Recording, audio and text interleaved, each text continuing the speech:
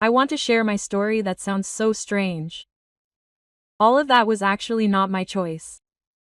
However, because of my wife's condition, who was no longer able to provide something, I was forced to build intimacy with my own mother-in-law. My marriage, which is now 4 years old, can be said to be quite harmonious. However, since 6 months ago after my wife had cancer and was forced to have one of her parts removed. Since then, my wife seemed to have lost her zest for life. She even left her place of work, which was in a fairly large private company. I must admit that with the loss of one of my wives, some of her charm was lost. However, because I didn't want to hurt her, I often assured her that I never thought of leaving her. But not for my wife. Losing her assets made her seem to lose her self-confidence. Every day she just lay in bed and looked so traumatized by herself. She didn't want to do anything, including taking care of Dita, my 3-year-old daughter. But fortunately there was my mother-in-law who decided to live with us after Bella had surgery. And because of my mother-in-law, all the housework was done. But what made me disappointed was that Bella refused to fulfill her obligations at all since she started getting sick and until her cancer was removed. And what was even more painful was that she always told me to find a replacement. Because according to her, she was no longer worthy of being a good wife. As a 35-year-old man who still really needed her, I always had a headache looking outside. I don't know why I'm not interested at all in what's out there. Besides the risk of dangerous diseases, I can't really be with people I don't know. I once had an unnatural thought for my mother-in-law. My mother-in-law is 54 years old, and since her husband died 3 years ago, I don't know why that unnatural thought often appears. Because of something that made my soul turmoil as if I missed her. That day, my mother-in-law was taking a bath and cleaning up. Suddenly from the kitchen came the smell of burnt rice that she was cooking.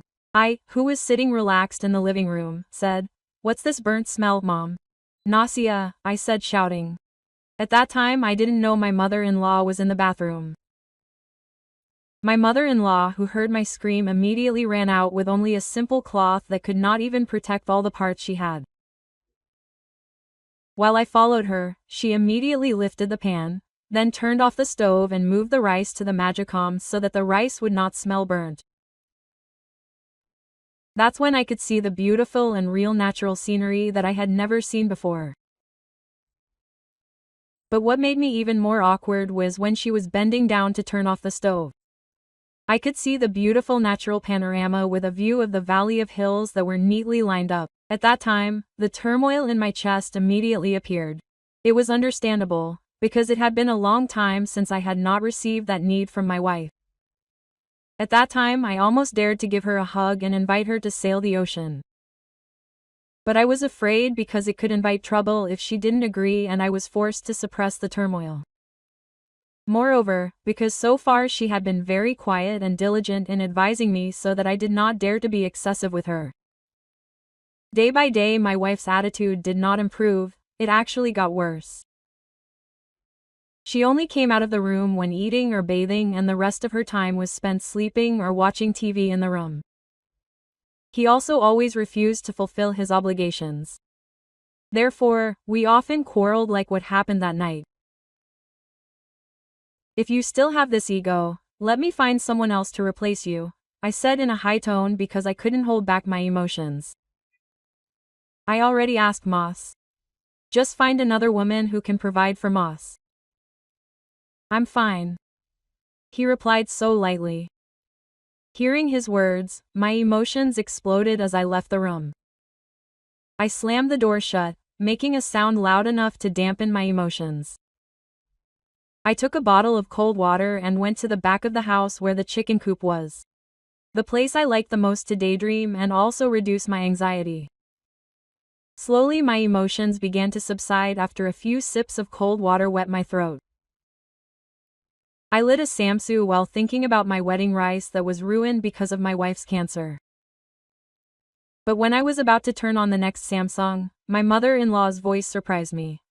Quote, "You guys are arguing again, huh?" said my mother-in-law, who turned out to be standing not far from where I was sitting under the dark night of the backyard. "Mother hasn't rested yet." "Sorry, Mom," I said, a little stuttering. "It's not your fault, but Bella is the one who went too far."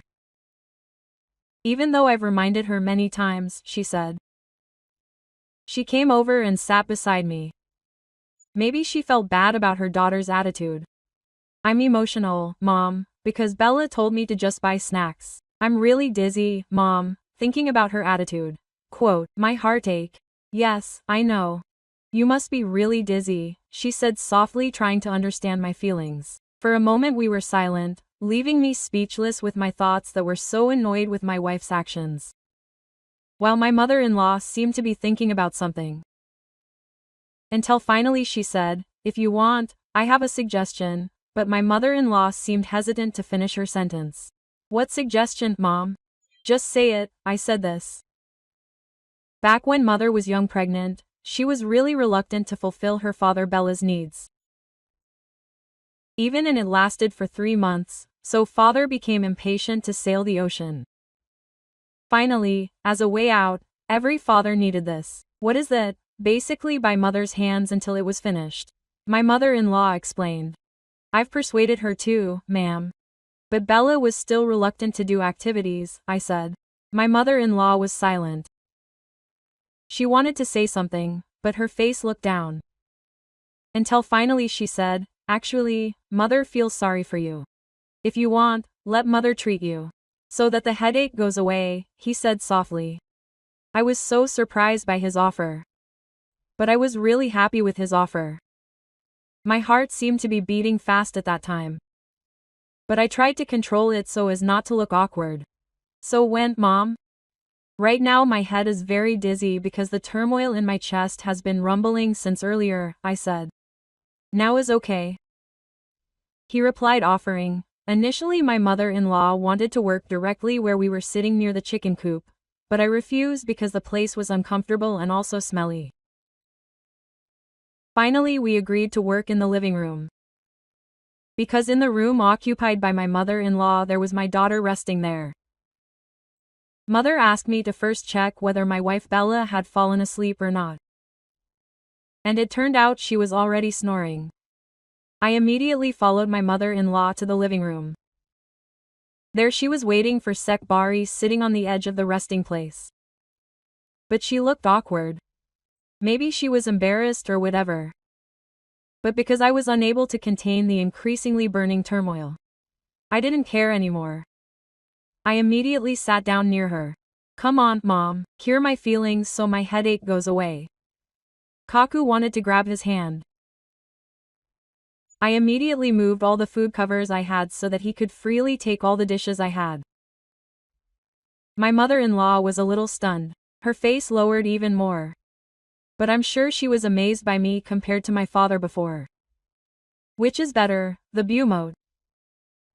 I asked, trying to get rid of the awkwardness by reflexively pinching me gently. "Hush, don't talk about people who have died," she said. "But you're honest, you are indeed far superior that you are afraid that Mother will see you," she replied. "Afraid or happy?" I answered in a low tone.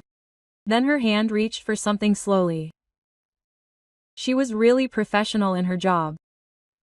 Unconsciously my hand reached for something. But when I was about to try to sail the ocean with her, she seemed to prevent me from leaving. "Mother is old, Glenn. Mother's ship is not like it used to be." Quote. He said it like a reminder, but he didn't try to stop me from leaving. At the age of 54, he had indeed changed a bit, but it still didn't reduce my curiosity about his sailing ship. "Why did you take so long to arrive?" "Mom's hands are tired," he said. "Actually, my fortress defenses have almost collapsed since earlier, but I always control it as best I can. If so, Mom should stop for now so I can take my turn to carry the ship," I said. I also moved all the food serving covers that belonged to him. How amazed I was when I witnessed the beautiful and real natural panorama. And slowly then I began to control the ship and we immediately sailed the vast ocean together, accompanied by the sound of his singing, which amazed me with how professional my mother-in-law was at her job. The food didn't smell, it seemed, because she was diligent in maintaining it. "Shout out this job, Mom?" I asked while continuing to sail on the ocean. "Honestly, this is really exciting, Mom, having just gotten a job this exciting," he replied softly. "Our journey seems to have given us amnesia, as if we don't care about the status between us." His singing became more frequent. Luckily, I had locked the door tightly. Besides, my wife was fast asleep. Finally, my mother-in-law suddenly arrived at her port and I let her rest for a moment from her work. I went out to the toilet while looking at Bella in her room. I was afraid she was awake. When I returned, my mother-in-law was already standing and intended to leave the room until I stopped her. "Mom, I still need her work. I haven't got the results yet," I whispered. Quote, "Mom, it's just for a moment, I want to pee," she said while pinching my hand gently. Not long after, she returned to the room, unlike in the first part. Now she was more relaxed in responding to my words. She did not argue at all. The 54-year-old woman immediately granted it without waiting too long. I, who had indeed been suppressing my enthusiasm for work for quite a long time, immediately repeated the work that I had wanted. Her singing began to be heard again. This time I really wanted to finish my work, and I also hoped that this work could last a long time so that I wouldn't have to worry if my wife Bella was absent from her duties. Until finally my mother-in-law arrived at the dock again and she looked so tired from the trip. "Mom, take a rest for a while. You took so long to arrive. Your ship is also big. Bella is lucky to have you," she said. While my mother was resting, I also took the time to recover beside her. I didn't have the heart to force this trip, even though I had almost arrived at the harbor. When I saw my mother-in-law's condition, I couldn't keep still. But when I was about to get up, she stopped me. "You just stay here. Now it's my mother's turn to steer the ship," she said. "But wait, my mother is going to the Belang for a while," she said. When she returned, she brought a thermos that was usually used to store hot water and a plastic basin and a small cloth. There's no way she would make coffee with equipment like that, I thought. But why did she bring it? That question was answered after my mother-in-law returned and was about to start her journey. It turned out that the small cloth, after being dipped in warm water, was used to compress what I had. Quote, "This is comfortable, it makes your blood circulation smooth," she said. I felt very cared for by her in the past. Did my late father also like to be treated like this by my mother? Quote, I asked curiously. "This is actually from my father's recipe," answered my mother-in-law. After a few minutes, she moved her compress away from me and then enthusiastically tried to steer the ship to sail the vast ocean. And I just kept quiet following her instructions. Long story short, since then my mother-in-law and I have always repeated our beautiful journey. I no longer have to endure the suffering of my heart because my wife doesn't want to fulfill her obligations. My mother-in-law also seems to really like the trip. Even so, we still try hard to always act normal in front of Bella. Until now everything is going smoothly like that night. I have to work overtime until night with my computer because tomorrow a number of reports must be finished on the desk of the leader where I work.